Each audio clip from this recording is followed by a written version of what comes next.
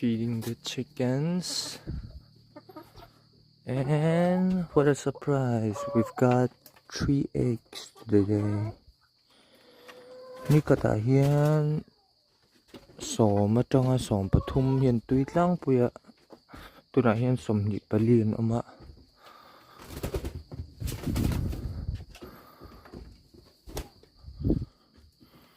chuan boiler kan la thar le to boka vokte pahnih kan la thara anu le pa apa zawk hi atilla kani ala har thawak lo